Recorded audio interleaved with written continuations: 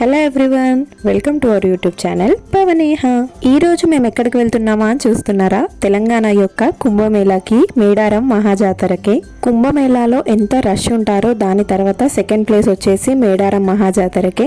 అందుకే దీన్ని రెండవ కుంభమేళా అని కూడా అంటారు. సో మేమైతే ఇక్కడ స్టార్ట్ అయిపోతున్నాము. మేమైతే వెహికల్ మాట్లాడుకున్నాము, బస్కి అయితే వెళ్ళలేదు. సో ఇప్పుడు చాలా రష్ ఉంటారు, అందుకే మేము వెహికల్ అయితే మాట్లాడుకున్నాం. మేమే టెంపుల్కి వెళ్ళినా సరే మేము వెళ్ళే వెహికల్ ముందు ఇలా కొబ్బరికాయ అయితే ఖచ్చితంగా కొడతాము. సో ఇక్కడ మా మామయ్య అయితే కొడుతున్నారు కొబ్బరికాయ. మా ఫ్యామిలీ అంతా అయితే వెళ్తున్నాము. ఈసారి మా రాజు అయితే మిస్ అయ్యాడు అండ్ ఈసారి మా మమ్మీ కూడా వచ్చింది. ఇదైతే నాకు చాలా హ్యాపీ. సో మనం మేడారం వెళ్ళే రూట్లో అయితే మనకి 2 టోల్ గేట్స్ వస్తాయి. ఒకటేమో ముత్తోజ్పేట్ టోల్ గేట్ అండ్ ఇంకొకటేమో జవహర్ నగర్ టోల్ గేట్ అనమాట. ఈ ముత్తోజ్పేట్ టోల్ ప్లాజానేమో వరంగల్ డిస్టిక్ నర్సంపేట్ దాటినాక వస్తుంది and Jawahar Nagar toll plaza అనేమో మనకి ములుగు డిస్టిక్ లో ఉంటది. మనకి ఇక్కడ టోల్ గేట్ దగ్గర వెహికల్ ని బట్టి చార్జ్ చేశారు. మేమైతే ఇప్పుడే ముత్తోజ్పేట్ టోల్ ప్లాజా దాటాము. అండ్ హైదరాబాద్ టు మేడారం వెళ్ళాలనుకునే వాళ్ళు హన్మకొండకు వచ్చి వెళ్ళొచ్చు అనమాట. మనకి Hanamkonda to Mulugu buses number of ఉంటాయి. అండ్ మనం ఒక్కసారి ములుగుకి రీచ్ అయ్యాక ములుగు నుంచి మేడారంకి కూడా నెంబర్ ఆఫ్ బస్సెస్ ఉంటాయన్నమాట. మేము ఎప్పుడైనా సరే మేడారం వెళ్తే ఖచ్చితంగా గట్టమ్మ తల్లిని దర్శించుకోకుండానైతే వెళ్ళాము. ఈ గట్టమ్మ తల్లి దేవాలయం వచ్చేసి మనకి నర్సంపేట నుంచి 35 కిలోమీటర్స్ అయితే ఉంటుంది అండ్ ఇది ములుగు డిస్టిక్లో ఉంటుంది అనమాట. మల్లంపల్లి దాటినాక ఇదే వస్తుంది నెక్స్ట్. మేమనే కాదు, ఎవరైనా సరే మేడారం వెళ్తే ఖచ్చితంగా గట్టమ్మ తల్లిని దర్శించుకొని వెళ్ళాలి. ఇది ఒక ఆచారం లాగా అన్నమాట. అండ్ గట్టమ్మ తల్లి అంటే ఎవరో తెలియని వాళ్ళ కోసం నేను ఈ స్టోరీ చెప్తున్నాను. ఈ గట్టమ్మ తల్లి ఎవరు అంటే మనకి సమ్మక్క సారక్కకి బాడీ గార్డ్ లాగా అన్నమాట. ఒక రక్షకురాల్లాగా అప్పుడు మనకి యుద్ధంలో పాల్గొనింది. ఆదివాసుల స్వాతంత్రం కోసం కాకతీయ రాజైన ప్రతాపరుద్రుడితో ఈ యుద్ధం చేశారన్నమాట. సమ్మక్క సారలమ్మతో పాటు ఈక్వల్ గా గట్టమ్మ తల్లి ఆ యుద్ధంలో పాల్గొనింది. చివరికి ఈ ముగ్గురు అమరవీరులయ్యారు. సో వాళ్ళ జ్ఞాపకార్థం ఇలా దేవతలుగా ఆదివాసులు వీళ్ళని పూజిస్తారన్నమాట. ఈ గట్టమ్మ తల్లి సమ్మక్క సారక్కకి నమ్మిన బంటు అట. సో ఈ గట్టమ్మ తల్లిని దర్శించుకుంటే సమ్మక్క సారలమ్మ ఇద్దరిని దర్శించుకున్నంత ఈక్వల్ అట. సో అందుకే ఫస్ట్ ఇక్కడ దర్శనం చేసుకున్నాకే ఎవరైనా మేడారం జాతరకి వెళ్తారు. అండ్ ఈ గట్టమ్మ తల్లి టెంపుల్ ని the gate way of Medaram అని కూడా అంటారు. అదే తెలుగులో చెప్పాలంటే మేడారంకి ప్రవేశ ద్వారం అన్నమాట ఇది. ఇక అందరం దర్శనం కంప్లీట్ చేసుకొని కొబ్బరికాయలు అయితే కొడుతున్నారు. ఈ గట్టమ్మ తల్లి టెంపుల్ దగ్గర మనకి సమ్మక్క సారలమ్మ గద్దెలు కూడా ఉంటాయి. ఎవరైనా సరే మేడారం జాతరకి వెళ్ళని వాళ్ళు ఇక్కడికి కూడా వచ్చి దర్శించుకోవచ్చు. ఈ గట్టమ్మ తల్లి టెంపుల్ చాలా పవర్ఫుల్ అని అంటారు. ఏదైనా కోరుకుంటే ఖచ్చితంగా నెరవేరుతుందట. సో మీరు కూడా ఈసారి మేడారం జాతరకి వెళ్తే ఈ గట్టమ్మ తల్లి టెంపుల్ తెలియని వాళ్ళైతే ఖచ్చితంగా విజిట్ చేసే వెళ్ళండి. ఇక మేమైతే టెంపుల్ నుంచి స్టార్ట్ అయిపోయాము. మళ్ళీ ఈ టెంపుల్ దాటాక మనకైతే సెకండ్ టోల్ ప్లాజా కూడా వచ్చేస్తుంది, Jawahar Nagar toll plaza. So అదైతే క్రాస్ అయిపోతున్నాము మేము. మనకి ఈ టోల్ ప్లాజా నుంచి మేడారంకి అయితే 37 కిలోమీటర్స్ ఉంటుంది. ఈ ఆర్చ్ వచ్చేసి మనకి పస్రా దగ్గర ఉంటుంది అన్నమాట. పస్రా దగ్గర టర్న్ అవుతున్నప్పుడు ఉంటుంది. మేడారం జాతరకి ఎంట్రీ అన్నమాట. ఇక్కడ నుంచే అక్కడ గద్దెలు కనిపిస్తున్నాయి కదా, ఆ ఊరు వచ్చేసి కన్నెపల్లి అన్నమాట. ఈ ఊరికైతే చాలానే హిస్టరీ ఉంది. సమ్మక్క తల్లి ఒక చిన్న బేబీగా అక్కడున్న కోయవారికి ఇక్కడే దొరికిందట. అండ్ సమ్మక్క యొక్క కూతురు సారలమ్మ కూడా ఇక్కడే యుద్ధంలో పాల్గొని చనిపోయిందని కూడా అంటారు. ఆ తర్వాత సమ్మక్క చిలకల గుట్టకు వెళ్ళి అక్కడ ఒక కుంకుమ బర్నీలా మారింది అని కూడా అంటారు. ప్రతి 2 years కి జరిగే జాతరకి కన్నపల్లి నుండి మేడారంకు ఆ కుంకుమ బర్ని ఊరేగింపుతో తీసుకొస్తారట. సో అది కన్నపల్లి ఊరు యొక్క స్టోరీ అనమాట. ఇక మేము మేడారంకి వెళ్తుంటేనైతే చాలా రూట్స్ మార్చారు, కొత్త రూట్స్ వేస్తున్నారు జాతర కోసం. అందుకనే చాలా రూట్స్ మార్చారు. అక్కడ బోట్స్ కూడా పెట్టారు, ఇటు సైడ్ గుడికి వెళ్లే దారి అన్నట్టు. సో మేమైతే ఆ బోట్స్ ప్రకారం మారుతూ వెళ్ళాము. ఈసారి మేము వెళ్ళిన రూట్ అయితే చాలా దారుణంగా ఉంది. మొత్తం అంతా మట్టి మట్టి దుబ్బ ఉందన్నమాట. మేము వెళ్ళే రూట్లోనైతే మాకు దారిలో ఈ పత్తి చేను కనిపించింది. సో అందరం ఆగాము. కొంచెం కొత్త పత్తి ఉంటుంది కదా, అది తెంపుకోవడానికి. ఎవరు లేనప్పుడు అలా తెంపుకోవడం కరెక్ట్ కాదు అని మీరు అనొచ్చు. బట్ దాన్ని పట్టించుకునేటోళ్ళు నాకు తెలిసి లేరు అనుకుంటా. అది మొత్తం ఎండిపోతుంది చెట్లు కూడా. సో అందుకే ఇక ఆగి కొంచెం తెంపుకున్నాము. సో ఇక్కడ నేను మా హస్బెండ్ని ఏడిపిస్తున్నాను అన్నమాట, మనం కూడా పొలం పనులకు పోదామా అన్నట్టు. అండ్ ఇక్కడ చూడండి, ఆ పొలం చుట్టూ ఇలా చీరలతో భలేగా ప్రొటెక్ట్ చేశారు. ఈ వీడియోలో చూడండి, మీకే తెలిసిపోతుంది మేము వెళ్ళే రూట్లో ఎంత దుబ్బ ఉందనేసి. ఇక మేమైతే మేడారం ఎంటర్ అయిపోయాము. మేము వెళ్ళిన టైంకి అప్పుడప్పుడే కొంచెం ఇలా రూమ్స్ లా కడుతున్నారు అన్నమాట. అండ్ మెయిన్ విషయం చెప్పడమే మర్చిపోయా, మనకి మేడారం మహాజాతర జనవరి 28కి స్టార్ట్ అయ్యి జనవరి 31కి అయితే ఎండ్ అయిపోతుంది. మేమైతే ఈసారి కొంచెం ముందుగానే వెళ్ళిపోతున్నాము. ఆ టైంకి రష్ తట్టుకోవడం మన వల్ల కాదు, అందుకే మేము కొంచెం ముందే వెళ్ళిపోతున్నాము. జాతరకి వెళ్ళేటప్పుడు మనకైతే ఫస్ట్ ఎదురయ్యేది ఈ జంపన్న వాగు. దీనికి కూడా చాలా హిస్టరీ ఉంది, నేనైతే చెప్తాను. సమ్మక్క యొక్క హస్బెండ్ పేరు పగిడిద్దరాజు అన్నమాట. వాళ్ళిద్దరికి 2 కూతుర్లు అండ్ 1 కొడుకు అనమాట. సారక్క అండ్ నాగులమ్మ ఏమో కూతుర్లు అండ్ జంపన్న ఏమో కొడుకు. కాకతీయ రాజులతో సమ్మక్క యొక్క కుటుంబం ఓడిపోయిందన్నమాట యుద్ధంలో. సో అది తట్టుకోలేక, ఆ అవమానం తట్టుకోలేక ఈ వాగులో పడి జంపన్న సూసైడ్ చేసుకుంటాడనమాట. ఈ వాగు యొక్క ఫస్ట్ పేరు వచ్చేసి సంపెంగ వాగు. ఇది గోదావరి నది. జంపన్న దీంట్లో సూసైడ్ చేసుకున్నప్పటి నుండి దీన్నే జంపన్న వాగు అని పిలుస్తున్నారు. జంపన్న దాంట్లో చనిపోయాక ఆ వాగు మొత్తం ఎర్రగా మారిపోయిందట. సో అక్కడి వారు అప్పటి నుంచి అందులో స్నానం చేస్తే మనకి ధైర్యం అనేది ఎక్కువగా పెరుగుతుందని నమ్ముతున్నారు. ఆ నదికి ముందే మనకి ఇక్కడ జంపన్న గద్దె కూడా ఉంటుంది. అక్కడికి వెళ్ళి చాలా మంది పూజలు ఇలా చేస్తూ ఉంటారు. ఇక్కడ మేమైతే వాగు దగ్గరికి వెళ్తున్నాము. అందులో స్నానం అయితే చేయలేము, కానీ ఆ నీళ్లు చల్లుకోవడానికైనా వెళ్ళాలి కదా, సో అక్కడికి వెళ్తున్నాము. ఈ నీళ్లు ఎంత ఫ్రెష్గా ఉన్నాయంటే అసలు చెప్పలేను, చాలా అంటే చాలా ఫ్రెష్గా ఉన్నాయి. సో మేమైతే అందరం ఇలా నెత్తి మీద నీళ్లు చల్లుకుంటున్నాము. ఇక్కడ వీళ్ళు బావ బామ్మర్దులు ఇద్దరు ఆడుకుంటున్నారు వాటర్తో.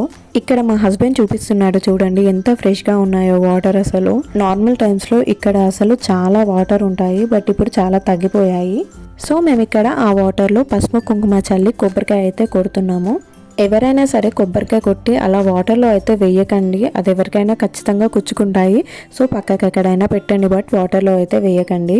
ఇక్కడ మా అనిరుద్ వాళ్ళ బావతో అండ్ వాళ్ళ డాడీతో ఇలా ఇద్దరు చేతులు పట్టుకొని ఆడుకుంటున్నాడు వాటర్లో మంచిగా. అండ్ ఇక్కడ కొంతమంది అయితే దీపాలు కూడా పెడుతున్నారు. నన్ను అడిగితే నేను ఇది చేయడం కూడా తప్పని చెప్తాను, ఎందుకంటే అందులో చాలా మంది తల స్నానాలు చేయడానికి వస్తున్నారు. ఎవరికైనా హెయిర్ కి తగిలినా కూడా చాలా పెద్ద ప్రమాదం జరుగుతుంది. సో అక్కడ మెట్ల దగ్గర కాసేపు కూర్చొని మేమైతే సమ్మక్క సారక్క గద్దెలకైతే స్టార్ట్ అయిపోతున్నాము. ఇక్కడ మా వెహికల్ డ్రైవర్ అయితే వెహికల్ తీస్తున్నాడు. జంపన్న వాగు దగ్గర నుండి గద్దెల వరకు నడుచుకుంటూ వెళ్ళొచ్చు, ఎక్కువ దూరం ఏమీ ఉండదు. బట్ ఇక మాకు వెహికల్ అండ్ అక్కడ పార్కింగ్ అవైలబిలిటీ ఉంది కాబట్టి వెళ్తున్నాము. ఇంకొన్ని రోజులైతే అక్కడ పార్కింగ్ అవైలబిలిటీ అనేది ఉండదు, ఖచ్చితంగా జంపన్న వాగు దగ్గర నుంచి నడుచుకుంటూ వెళ్లాల్సిందే. ఇక మేము వెళ్ళే టైంకి అయితే ఇంకా గేమ్స్ స్టార్ట్ అవ్వలేదు, అంటే వెళ్ళేటప్పుడు స్టార్ట్ అవ్వలేదు, రిటర్న్లో అయితే స్టార్ట్ అయ్యాయి కొన్ని. ఇప్పుడైతే మేడారంలో మొత్తం జాతర కోసం రెనోవేషన్ వర్క్ ఘోరంగా జరుగుతుంది. మా లక్కీ ఏంటిదంటే మేము వెళ్ళే టైంకి అసలు చాలా తక్కువ జనం ఉన్నారు, చాలా మంచిగా జరిగింది దర్శనం అయితే. అప్పుడప్పుడే కొంచెం స్టార్ట్ అవుతున్నాయి షాప్స్ అనేటివి, కోళ్ళ షాపులైనా ఏవైనా అప్పటి నుంచే స్టార్ట్ అవుతున్నాయి. అక్కడ మా హస్బెండ్ పాపం చాలా బరువు మోసాడు. మేము తీసుకెళ్లిన కొబ్బరికాయలు బెల్లాలన్నీ అతడే మోసాడు అనమాట. సారీ, బెల్లం కాదు, అది బంగారం అన్నమాట. బెల్లాన్ని మేడారం జాతరలో ఖచ్చితంగా బంగారం అని పిలుస్తారు. దీని స్టోరీ కూడా నేను చెప్తాను, బెల్లాన్ని బంగారం అని ఎందుకు పిలుస్తారు. మనకి పూర్వకాలంలో ఆదివాసులు అడవిలో జరుపుకునేవారు ఈ సమ్మక్క సారక్క జాతర అనేది. అప్పట్లో బెల్లం అనేది చాలా ఖరీదైన ఆహారం అండ్ శక్తినిచ్చే ఆహారం అన్నమాట. మనకి ఓల్డ్ డేస్లో ఈ అడవిలో ఉన్న వాళ్ళకి, దూరం నుంచి వచ్చే వాళ్ళకి, సో అక్కడే లాంగ్గా ఉన్న వాళ్ళకి ఈ బెల్లం పానకం అనేది ఒక శక్తివంతమైన ఆహారం అన్నమాట. అప్పట్లో బెల్లానికి చాలా విలువనిచ్చేవారట, ఎందుకంటే బెల్లం పానకం తాగితే ఇన్స్టాంట్గా వాళ్ళకి శక్తి వచ్చేది. సో అందుకే అప్పట్లో దానికంత వాల్యూ ఇచ్చేవారు వాళ్ళు. ఎవరికైనా సరే కోరిన కోరికలు నెరవేరితే అమ్మవారికి నిలువెత్తు బెల్లం పెడతారన్నమాట. అలా పెడితే అమ్మవారి యొక్క బ్లెస్సింగ్స్తో అది నిజమైన బంగారం లాగా మారుతుందని అక్కడి వారి నమ్మకం. సో అందుకే అక్కడికి వెళ్ళిన వారు ఎవరైనా సరే ఎంతో కొంత బంగారం తీసుకొని వెళ్తారు. అదే బంగారం అంటే బెల్లం తీసుకొని వెళ్తారు. ఆ బంగారం తీసుకొని వెళ్ళిన వారు ఇలా నెత్తి పైన పెట్టుకొని గద్దె చుట్టూ 3 సార్లు తిరిగి అక్కడ పెడతారన్నమాట.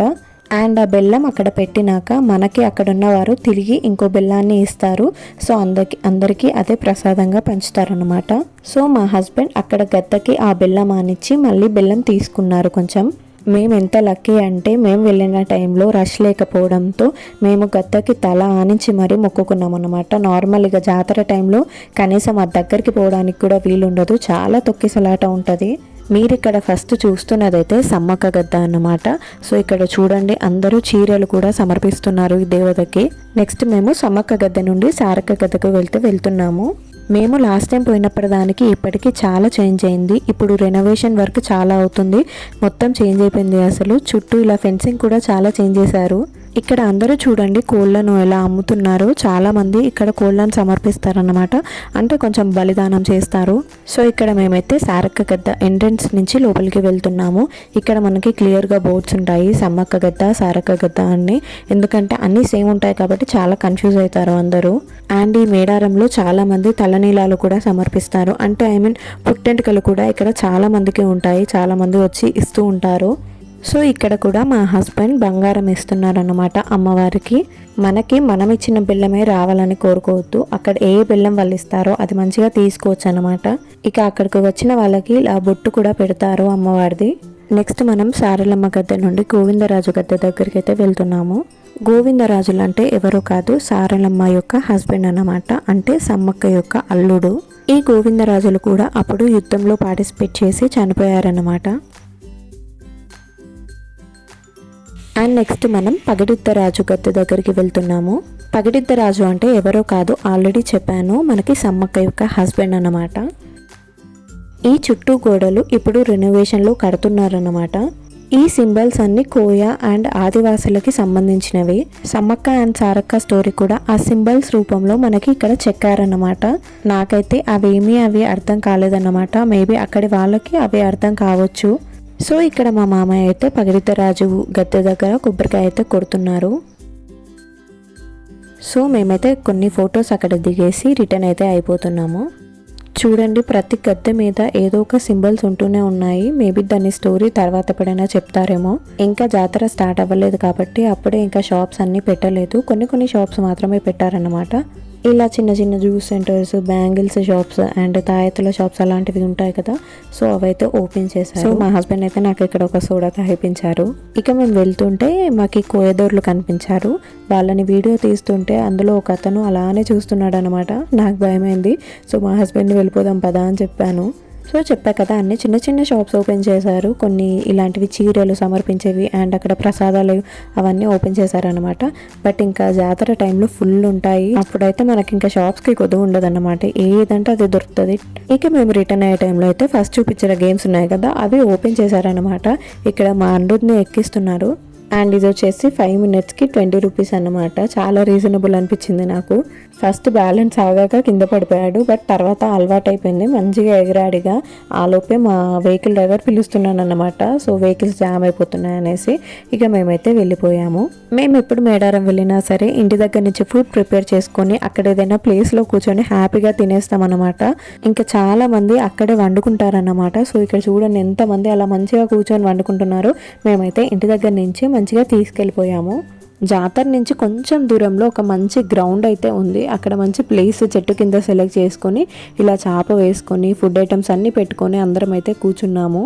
నాకైతే ఇలా తీసుకొని వెళ్ళి అక్కడే తింటే మస్తు అనిపిస్తుంది, ఏదో వనభోజనాలకి వెళ్ళిన ఫీలింగ్ అయితే వస్తుంది. సో మా మమ్మీ అయితే సర్వపిండి కూడా తీసుకొచ్చేసింది, మా అందరి ఫేవరెట్. ఇక అప్పటికే అందరికీ ఫుల్ ఆకలి అవుతుందన్నమాట. మంచిగా పెట్టంగానే లాగించేసాము అందరము. నా పెళ్ళయ్యాక ఇదైతే సెకండ్ జాతర అన్నమాట. మా పెళ్ళైన సంవత్సరం జాతర జరిగింది, అప్పుడు వెళ్ళాము. అండ్ ఇదైతే సెకండ్ టైం అన్నమాట. ఇక్కడ ఈ ముసలాయన కూర్చున్నాడు కదా, పాపం చాలాసేపటి నుంచి అలానే కూర్చున్నాను అన్నమాట. మేము అసలు అబ్జర్వ్ చేయలేదు అతన్ని. తర్వాత మా మామయ్య అబ్జర్వ్ చేశాడు, తింటాడేమో అని అడగమని చెప్పాడు అన్నమాట. అతన్ని అడిగితేనేమో తింటా అని అన్నాడు. పాపం ఫుల్ ఆకలితో ఉన్నాడు అతను. సో ఇక అతనికి కూడా ఒక ప్లేట్లో పెట్టి ఇచ్చేసాము. ఇక్కడ ఈ కోతి చూడండి పాపం, తిన్న ప్లేట్స్ అన్నీ ఎలా నాకుతుందో, ఫుల్ ఆకలితో ఉన్నట్టుంది అది. మేము వెళ్ళిన దగ్గరికి మా ఎదురుగా ఒక ఫ్రెండ్స్ బ్యాచ్ కూడా వచ్చిందన్నమాట. అసలు చూడండి వాళ్ళ ఫ్రెండ్స్కి ఇద్దరు మగవాళ్ళకి ఎలా పెళ్లి చేస్తున్నారో చూసి మేమైతే ఫుల్ నవ్వుకున్నాం అసలు. సో అక్కడి నుంచి మేమైతే రిటర్న్ అయిపోయి బ్లాక్బెర్రీ ఐలాండ్ ఉంటుంది కదా, అక్కడికి వెళ్దామని అనుకున్నాము. అక్కడి దాకా వెళ్ళాము. అక్కడికి వెళ్ళి డిసప్పాయింట్ అయ్యామన్నమాట. అది ముందే ఫోన్లో బుక్ చేసుకోవాలంట. సో ఇక మేము బుక్ చేసుకోలేదు కదా, ఇక రిటర్న్ అయితే అయిపోయాము. ఒకవేళ మేడారంకి వెళ్ళే వాళ్ళు ఎవరైనా ఉంటే ముందే బుక్ చేసుకొని ఖచ్చితంగా వెళ్ళండి, చాలా బాగుంటుందట బ్లాక్బెర్రీ ఐలాండ్ అనేది. ఇదైతే మనకి Tadvai Medaram road near by A2 నగరంలో ఉంటుందన్నమాట. తప్పకుండా వెళ్ళండి. అండ్ దాని ప్రైస్ వచ్చేసి మనకు ఆన్లైన్లో చూపిస్తుంది. That's for the vlog guys. And మా వీడియో కనుక మీకు నచ్చినట్టయితే కింద కామెంట్ చేసేయండి. And please don't forget to like, share and subscribe to our channel Pavaneha. Bye bye అందరికీ.